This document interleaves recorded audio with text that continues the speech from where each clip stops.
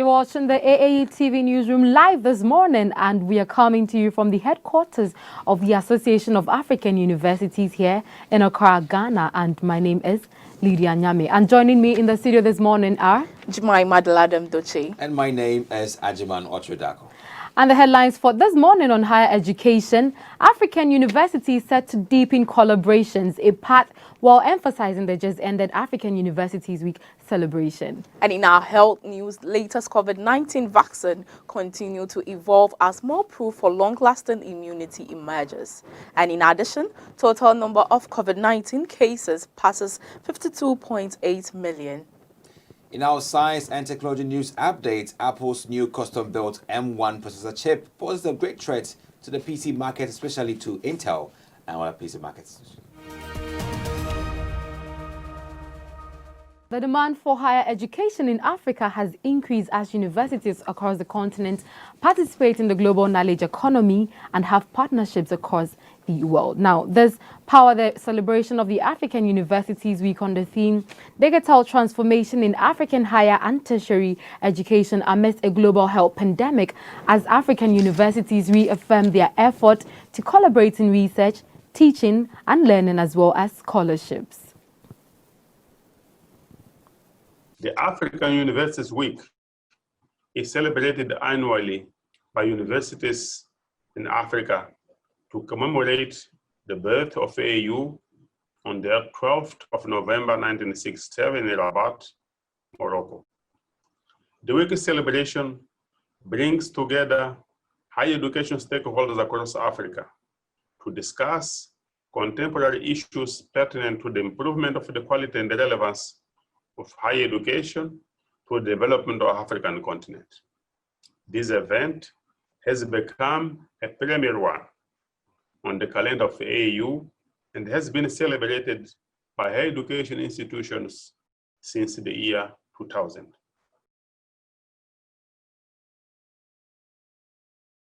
Now, let us start off by reflecting on the key account of this year's African Universities Week, and day one of the week celebration focused on digital transformation in African higher and tertiary education, a holistic and sustainable approach. But Ajamana, I want to know, how well have we been able to utilize digitization in African higher education? Well, let me start by saying that this year's African University Week celebration was awesome, great organization. Extremely amazing. I'm glad about that. The information that, I mean, it's the first time, from COVID actually caused us not to have this event face-to-face, but having it online and having this great routine. Exactly. I mean, it says a lot to AAU, and I'm saying kudos to the organizers for such a great, there's a storyline over there.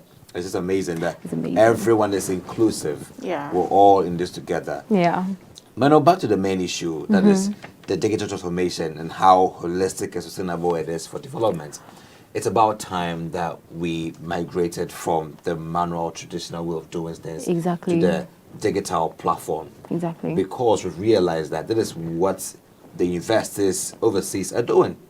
And they are making waves. They are being productive. They are being effective and efficient. Exactly. So it's about time we also make time, invest in these technological infrastructure, and also reap the benefits of this effectiveness and efficiency. Exactly. So we can also grow.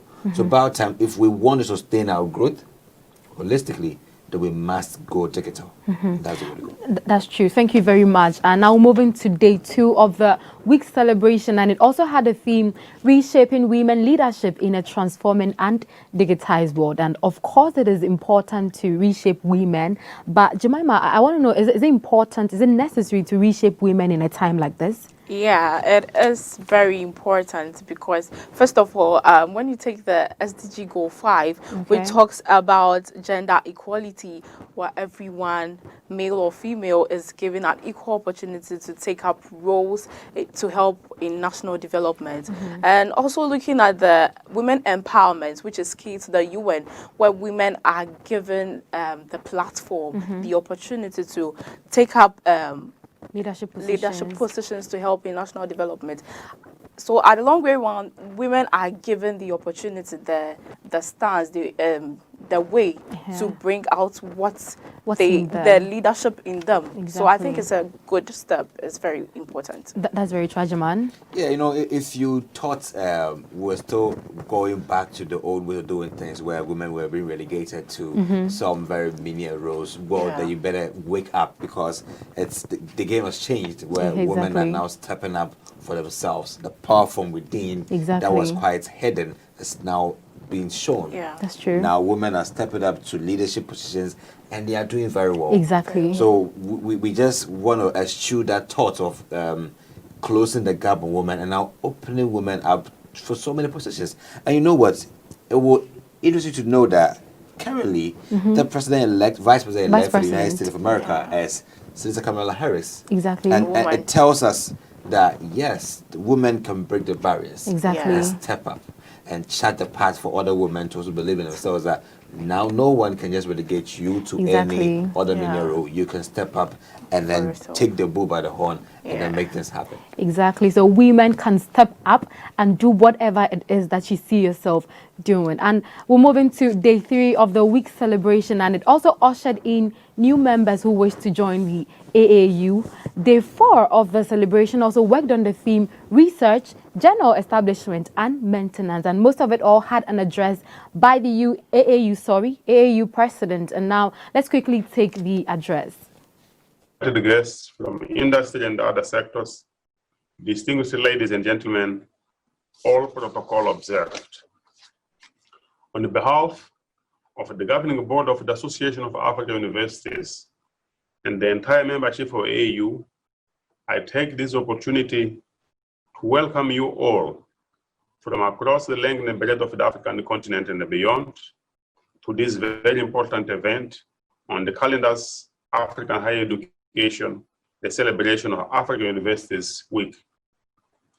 I would like to express our special appreciation to you all for having found a slot in your heavy schedules to attend this ceremony, which is a testimony of your usual commitment to AAU and higher education in general. The African Universities Week is celebrated annually by universities in Africa to commemorate the birth of AAU on the 12th of November 1967 in Rabat, Morocco. The week celebration brings together higher education stakeholders across Africa to discuss contemporary issues pertinent to the improvement of the quality and the relevance of higher education to the development of the African continent. This event has become a premier one on the calendar of AAU and has been celebrated by higher education institutions since the year 2000. Among the Fifth and final day of the week celebration also focused on digital accessibility and open access for higher education institutions. Where are we? That's the biggest question here. Where do we find ourselves as African higher institutions in terms of this, Ajiman? You know, I think we've come a very long way when it comes to African higher education institutions and digitization. So I will start from digitization. If you are not digitized at this point, then you are not even part of open access. Exactly. Yeah. Because you need to be in a digital mode, operating a digital platform. Exactly. So you can also share information much faster. Exactly. Okay. Now, if you're also in a digital platform, then we must say, why are we not opening ourselves up to share information amongst each other? Exactly. Why are we not collaborating much better? Why are we not having much more partnerships? In Africa, right from the inception of the AAU, that was meant to be the apex higher education body in Africa, to marry all other African higher education institutions together in terms of capacity building, research and development, human resource capacitation, building all these things, these values, and leveraging these values amongst them all together. Right from 1967, with 33 members, up until now, we've seen a great progress. 400 universities and more tells us that people are understanding the need to open up, they need to share, We need to leverage our competences No, amongst each other. but you know, the question is, are we opening up in the first place? Well, you know, I would want to say that the unfortunate thing here is perhaps it's a competition. Yeah. This fight for supremacy. I Exactly. want to be the best university in Africa, regardless of what you're going through. And with that mentality or mindset, there wouldn't be any need for me to share with you. Exactly. Which we have to eschew that kind of mindset to be able to share information amongst each other that much to see us all grow together. And that is why the AAU is here doing this for the past 53 years. And they will still be doing it very well. Do you remember where do we find ourselves? I think I agree with Ajamine when he says we should open ourselves up to share information, because what will it benefit you when you are pronounced the best university in Ghana or Africa? It actually, they actually get a lot from it. Exactly, but you being there and your other universities being beneath you, I don't see any importance of that. So why wouldn't you just open up, share your information, share how you made it there, so that other universities will follow suit? Because right now, let's say University of Ghana is good in this profession and KNUST is good in that. All of you have to come together, because Exactly. those who like Legon will not be the same people who like UG. Everybody have diverse professions that they want to Exactly. delve into. So I think every university should open up, share information, bring out their thoughts, their knowledge to help everyone, so that we can all get up there. It's very important. Exactly, but okay, I think you want to say You know, something. many universities in Africa are trying to internationalize their operations. You know, trying to make more collaboration with other universities in Europe, across the African continent, beyond the African continent, and that is a good thing. But you know, before we could even go international, we need to build these standards Exactly. out over here. Yeah. Universities like Stellenbosch University in South Africa has quite a number of partnerships, collaborations beyond the African continent, which builds on their competences. And I know there are other partnerships within the continent as well. We have ARUA, the African Research Alliance. We also have the AAU and other inter-university partnerships in Africa. What we are saying is that we need to reaffirm our efforts to create more collaborations. Okay. The more we collaborate, the more we are able to understand or have a common ground, a valuable common ground in terms of teaching and learning.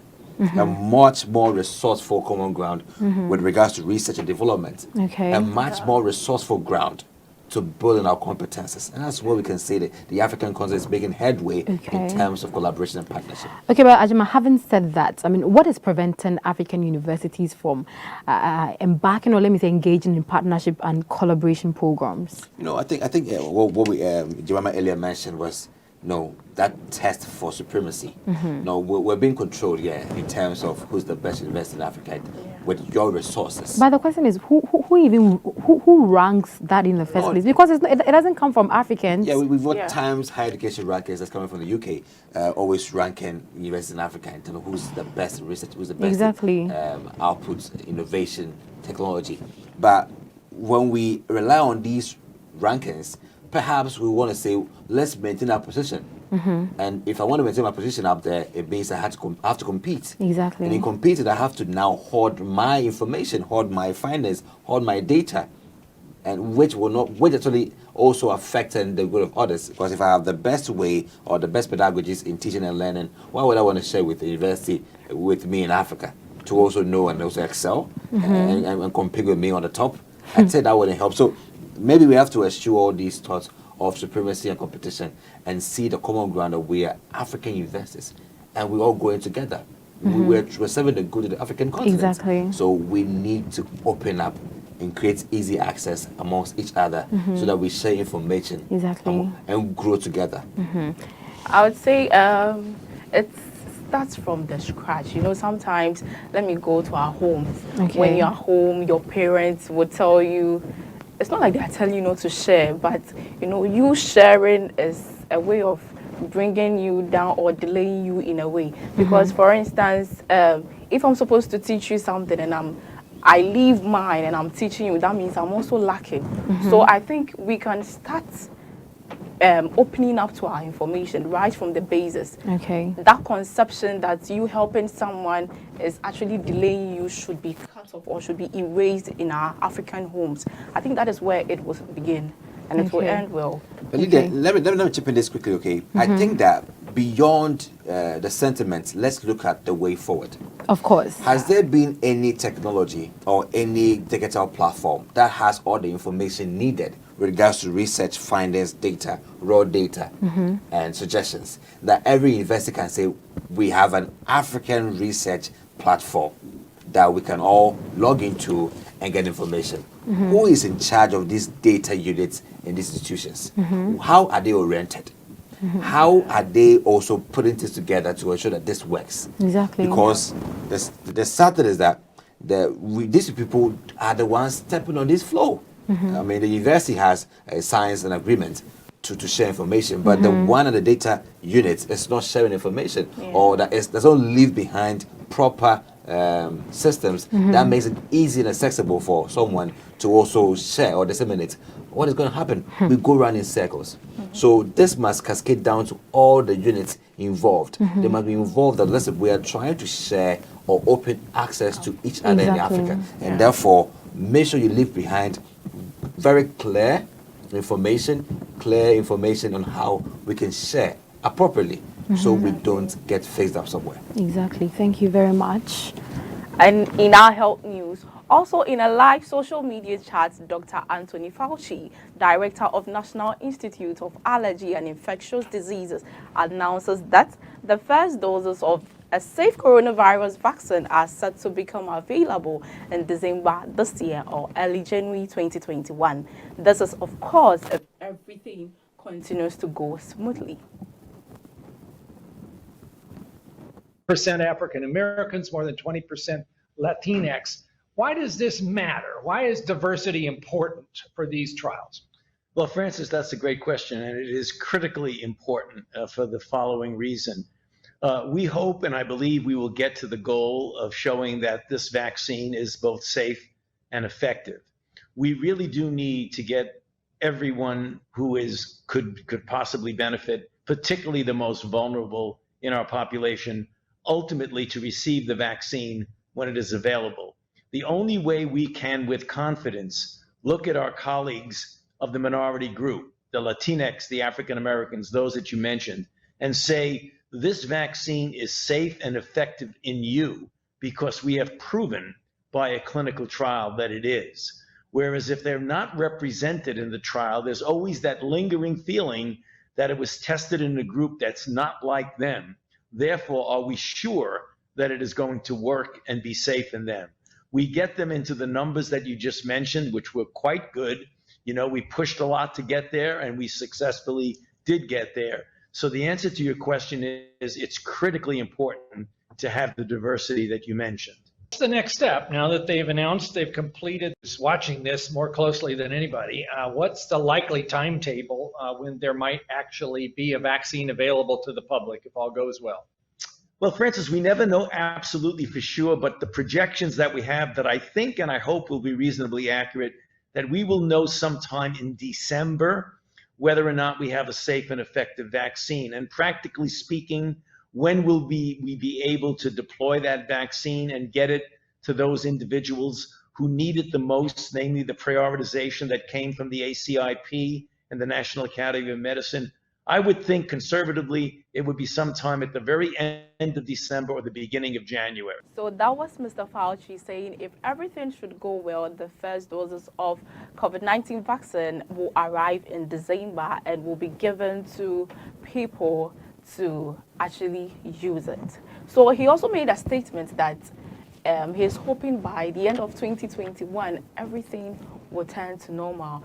Are there any signs to prove this?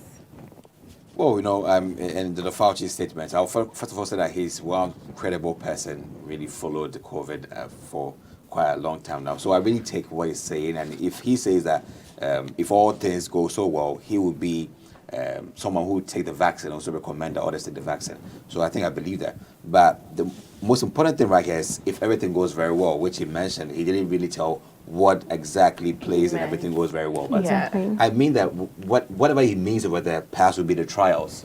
You know, Exactly. trying the vaccine on the people that you mentioned, Yeah. diverse people, black people, white people, the Hispanics, the Asians, anyone that matters on this face must be given a chance to try this vaccine. Exactly. For us to see how this vaccine transcends within them and how effective it is within them. So then we can be confident that it can be given an emergency authorization out there for everyone to use it. So we're counting on that. Like if everything goes very well, then perhaps let's say January 2021, everything will be okay.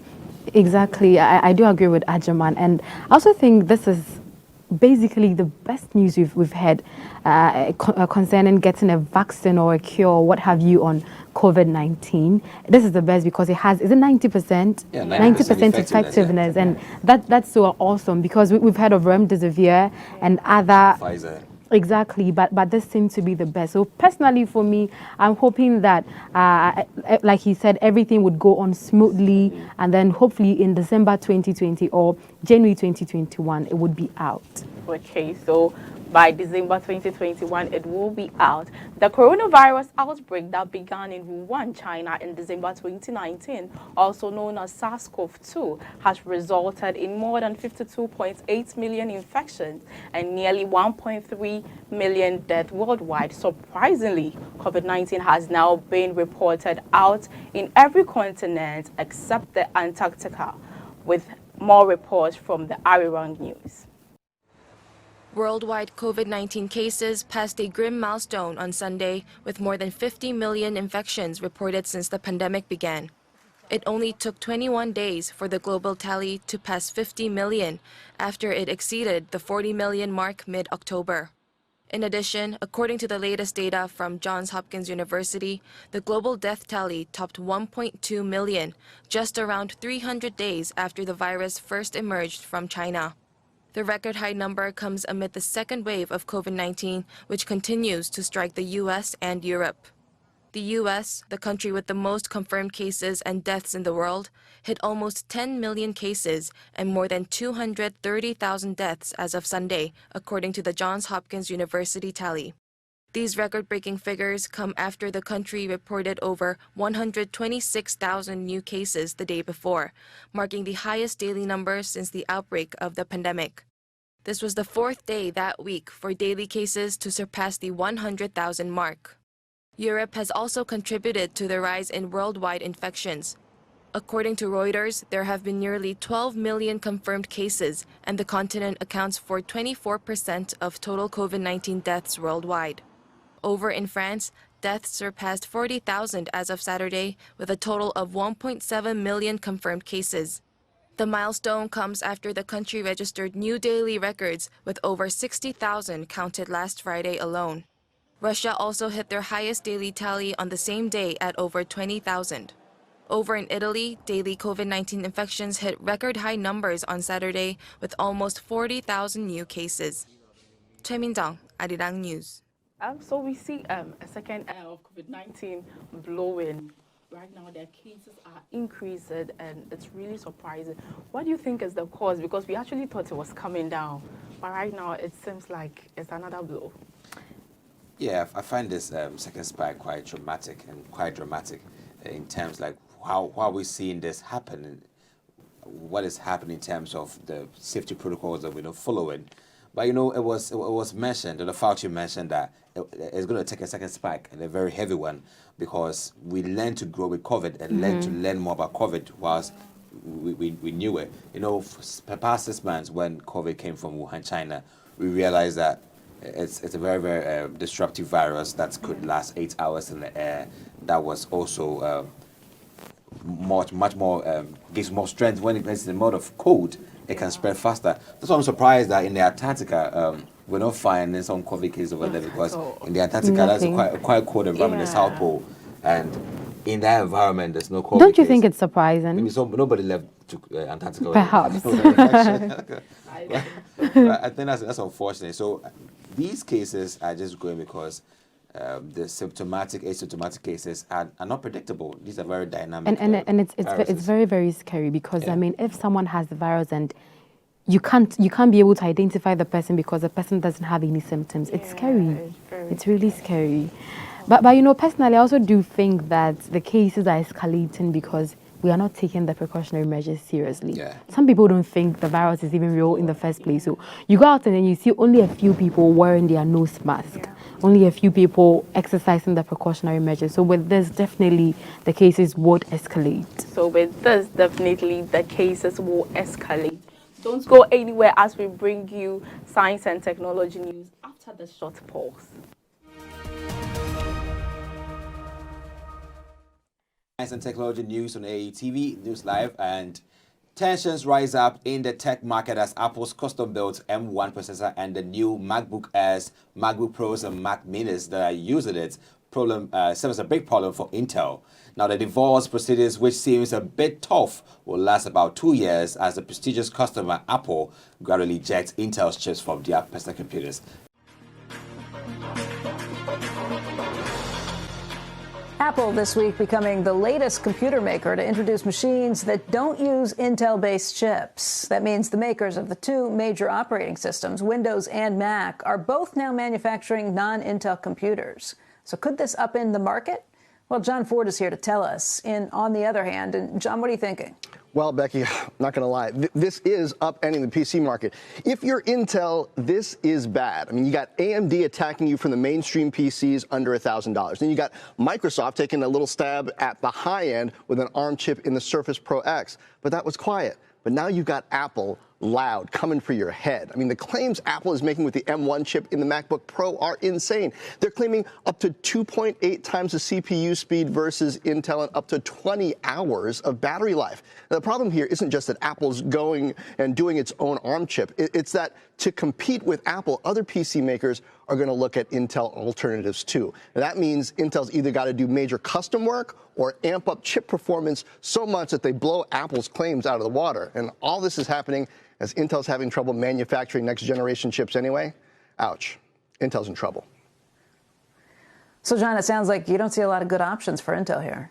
Well, on the other hand, you can't just believe everything you see in these movie-length Apple commercials that they call launch events. I mean, you realize that's what these things are now with streaming. Anyway, Intel's not in that big of trouble yet. Apple says how much faster the M1 chip is compared with the old Intel Core i7 chips. Okay, but Intel's got an 8-core i9 now. Maybe compare it with that. Until we get real-world reviews and benchmarks, we won't know what these claims really are worth from Apple, but the battery life thing is impressive. Give Apple that. But also, for most people, the difference between 10 hours of battery life in a laptop and 20 is less significant than the difference between 5 hours and 10. So bottom line, yes, the pressure is on for Intel in the PC market like it never has been before.